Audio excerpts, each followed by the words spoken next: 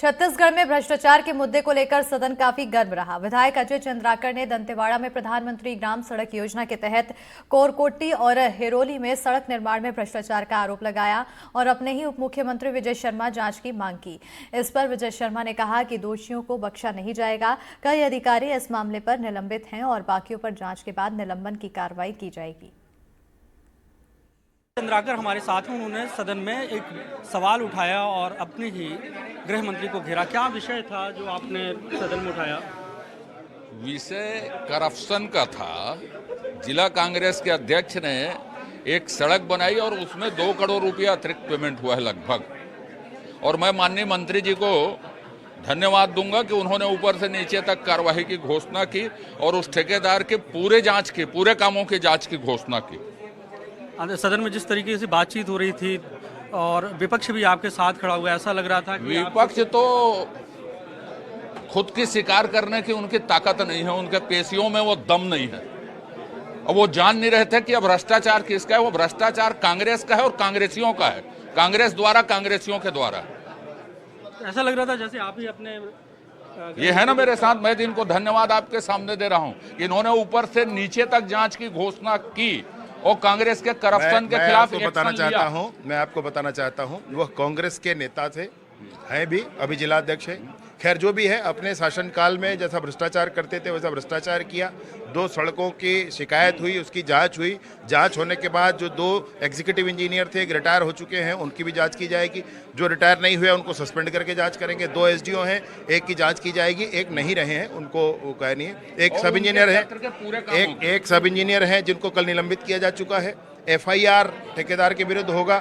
ठेकेदार के इन दोनों कामों के वसूली की कार्यवाही की प्रक्रिया शुरू हो चुकी है।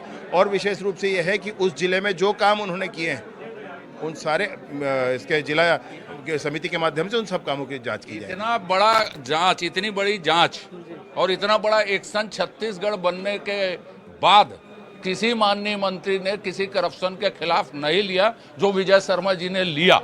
क्या लगता है कांग्रेसियों को पता नहीं था क्या जब मामला उठा और साथ में खड़े हो गए? अब वो किसी को पता हो या ना हो नहीं मालूम है।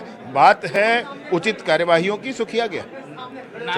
मामले को लेकर उचित कार्रवाई हुई है, ये कहना है गृह मंत्री विजय शर्मा का। हालांकि सदन में जिस तरीके से मामला उठा और विपक्ष ने अजय चंद्राकर का समर्थन किया तो ऐसा लग रहा था कि विपक्ष जो है सरकार को घेरने की कोशिश कर रहा है। लेकिन इस मामले पर यह दावा है कि अब तक की सबसे बड़ी कार्रवाई हुई है।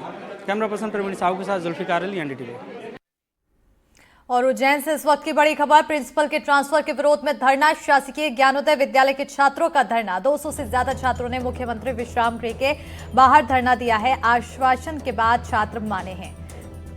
तो बड़ी और अहम जानकारी से आप सभी को रूबरू करा रहे हैं। उज्जैन के शासकीय ज्ञानोदय विद्यालय के छात्रों ने प्रिंसिपल के ट्रांसफर के विरोध में 200 से ज्यादा छात्रों ने मुख्यमंत्री विश्राम गृह के बाहर धरना दिया है। दरअसल शासकीय ज्ञानोदय आवासीय विद्यालय के प्राचार्य भोजराज सिंह परमार का 2 महीने पहले ट्रांसफर किया गया था और उनकी जगह संध्या शर्मा को प्रिंसिपल का प्रभार दिया गया था। स्कूल के छात्र पुराने प्रिंसिपल के काम से इतना प्रभावित थे कि उन्होंने पुराने प्रिंसिपल की मांग को लेकर धरने का रुख अख्तियार किया। जानकारी लगते ही अधिकारी मौके पर पहुंचे और छात्रों को समझाया। हालांकि आश्वासन के बाद छात्र मान गए।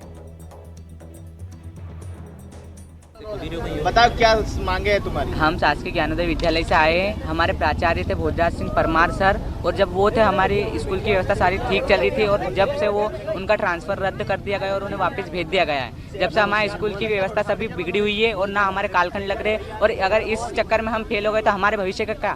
हम 12th में हैं। अगर वो थे तभी हमारी सारी क्लास चल रही थी और अभी सारी व्यवस्था बिगड़ी हुई है स्कूल की। अभी शासन से ट्रांसफर हुआ है तो फिर क्या करोगे? ट्रांसफर रद्द किया है उनका। ट्रांसफर उनका हमारे स्कूल में हुआ था एकलव्य से, तो उनका ट्रांसफर रद्द कर दिया गया। बच्चों को समझाया जा रहा है कि शासन की नीति होती है, स्थानांतरण भी होते हैं।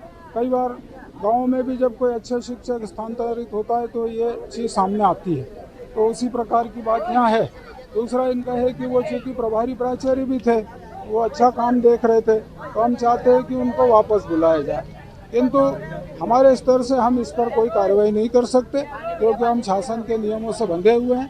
बच्चों ने हमको ज्ञापन दिया है, ये हम हमारे आयुक्त महोदय तक पहुंचाएंगे।